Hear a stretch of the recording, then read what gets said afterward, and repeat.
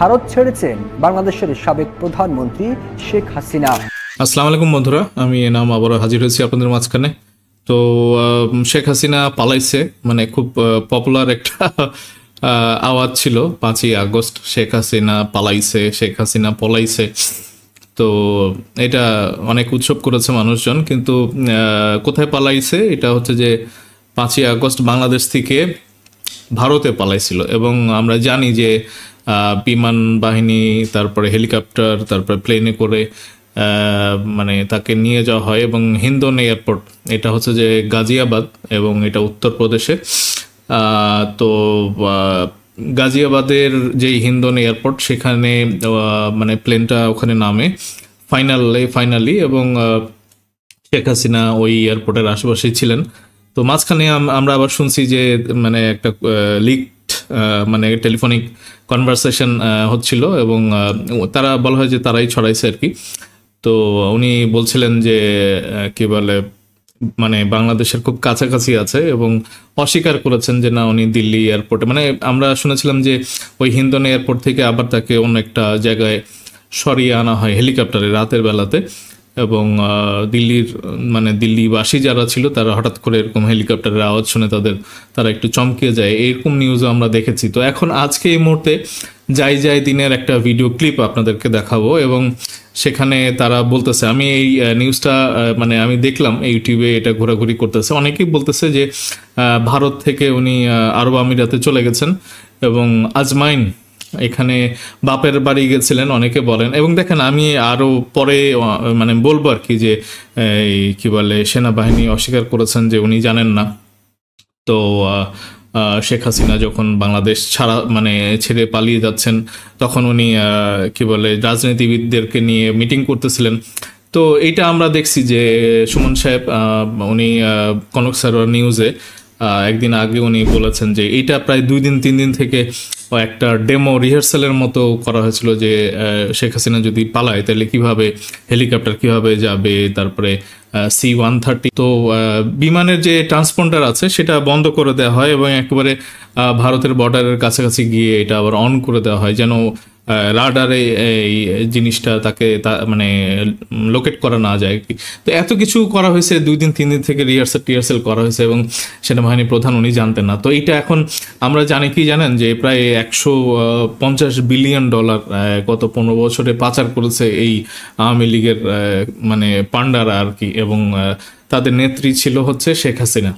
তো এখন অনেকে মায়া কান্না করতেছে। তো আমরা আসলে বুঝি যে আসলে বাংলাদেশ এখন কতটা মানে মুক্ত আর কি, স্বাধীন। এবং গত 15 বছর 16 বছরে আমরা যারা নাকি একটু ভিন্ন মতের, যারা নাকি একটু স্বাধীন চেতা, তারা কিরকম অবস্থায় ছিলাম আর কি। তো এই দম আটকানোর অবস্থা থেকে যে আমাদের মুক্তি, এবং এখন যে ডক্টর ইউনূসের সরকার, আমরা তাকে সাধুবাদ জানাই। অনেক ভুলচুক হচ্ছে, এবং আমরা চাই যে উনি আগায় যাক আর কি। হ্যাঁ, তো এই সরকারটা এগিয়ে যাক, এটাই হচ্ছে যে আমাদের দোয়া থাকলো আর কি এই সরকারের জন্য। তো দেখেন, আমরা জানি যে শামীম ওসমান উনি নিজে হাতে গুলি করছেন আমাদের বাচ্চাদের উপরে আর কি, এই 5ই আগস্টের আগে। তো তার মানে একেবারে তল্পিতল্পা তাদের ওই মানে ইউনাইটেড আরব আমিরাত দুবাই বেসড আর কি। হ্যাঁ, আজমাইনে তার নিজের বাড়িঘর আছে এই শামীম ওসমান। এবং আমরা রিসেন্টলি দেখতেছিলাম যে কোন একটা টেলিফোনের মোবাইলের শপে ঢুকে তাকে যখন ছবি তোলা হয়, তখন শামীম ওসমান বলতেছিল যে এই ছবি তুলো না। তো আমরা জানতেছিলাম যে সে একটা খিচুড়ি পাকাচ্ছে আর কি আরব আমিরাতে। এখন তার আপা আবার তার বলা হচ্ছে যে তার একেবারে গেস্ট হয়ে ওখানে সে উঠছে আর কি, আজমাইনে শামীম ওসমানের বাসায় আর কি। তা আসেন আমরা একটু ভিডিওটা দেখি। আমার মনে হয় যে একটু এরপরে আর যদি তার কোনো ডেস্টিনেশন থাকে, এবং বলা হচ্ছে যে ওখানে রেহানা টেহানা এগুলি সবাই আছে আর কি। হ্যাঁ, তো এখানে ডেইলি যাই দিনের যে একটা অনলাইনে ইউটিউবে একটা চ্যানেল আছে, তো তারা এখানে বলতেছে যে অবশেষে ভারত ছেড়েছেন শেখ হাসিনা। তো 2 মিনিট 13 সেকেন্ড, আসেন আমরা একটু দেখি আর কি। হ্যাঁ, অবশেষে চাপের মুখে ভারত ছেড়েছেন বাংলাদেশের সাবেক প্রধানমন্ত্রী শেখ হাসিনা। বর্তমানে তিনি আরব আমিরাতের আজমাইন শহরে আশ্রয় নিয়েছেন বলে কয়েকটি সূত্র নিশ্চিত করেছে। তবে কখন কিভাবে ভারত ত্যাগ করেছেন সে বিষয়ে জানা যায়নি।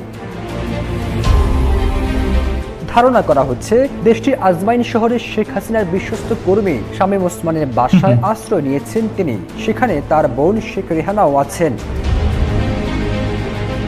এর আগে গত 5 আগস্ট দেশ ত্যাগ করে ভারতে পালিয়ে যান শেখ হাসিনা। এরপর থেকে তিনি ভারতে অবস্থান নেন। সেখান থেকে ইউরোপ, আমেরিকা ও মধ্যপ্রাচ্যের বেশ কয়েকটি দেশে আশ্রয় চেয়েও ব্যর্থ হন।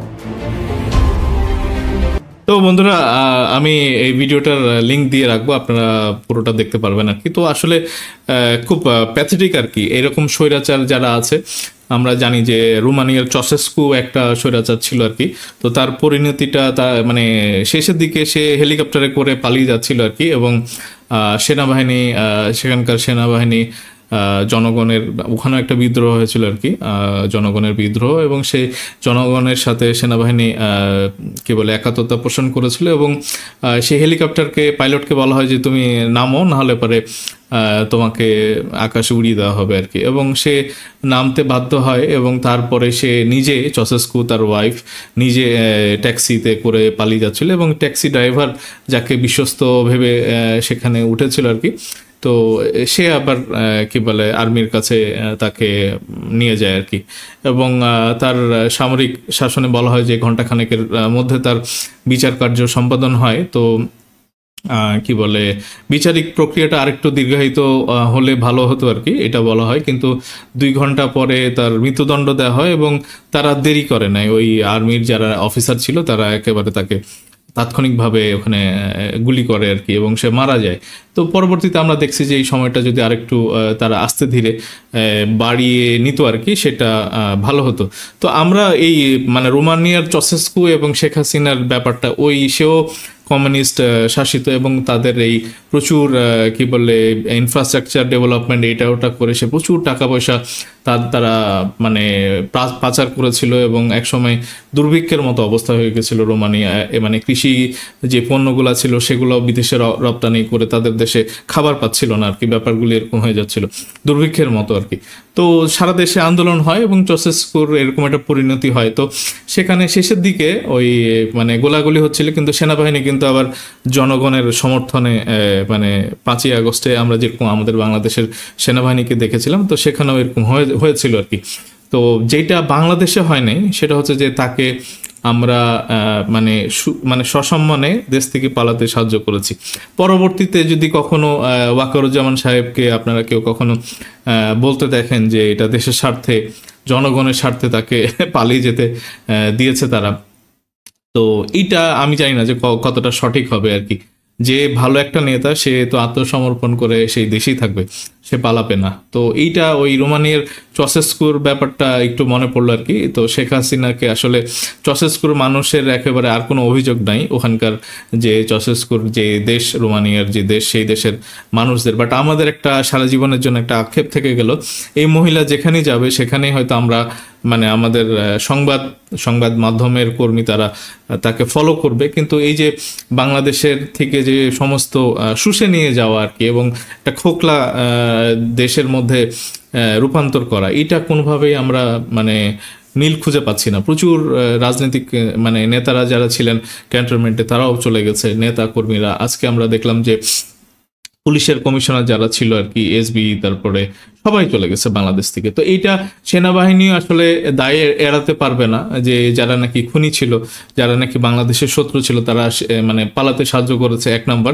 আর ভারতে আমরা যেই মানে ট্রিটমেন্টের জন্য যাই না কেন, বা ট্যুরিস্ট হিসাবে পরবর্তীতে আমরা যাই না কেন, বা একটা স্বাভাবিক অবস্থা যদি ফিরে আসে ভারতের সাথে, তো এই মানে এই যে আশ্রয় দেওয়ার ব্যাপারটা বাংলাদেশের মানুষ মানেনি, এবং ভবিষ্যতেও মানবে না। আপনারা যতই এখানে নির্বাহী ম্যাজিস্ট্রেটকে দিয়ে জয় বাংলা স্লোগান দেওয়ার না কেন, আসলে আমরা বাংলাদেশের মানুষ খুব সচেতন। এবং এই স্মৃতি যদিও অনেকে বলেন যে বাংলাদেশের মানুষের স্মৃতিশক্তি একেবারে খুব কম, খুনি হাসিনাকে এই আশ্রয় দেওয়া এবং তার দলের নেতা কর্মীদেরকে আশ্রয় দিয়ে বাংলাদেশকে আসলে সামনে এগিয়ে নেওয়াটা সম্ভব না, বরং আমরা আরো পিছিয়ে যাব আর কি।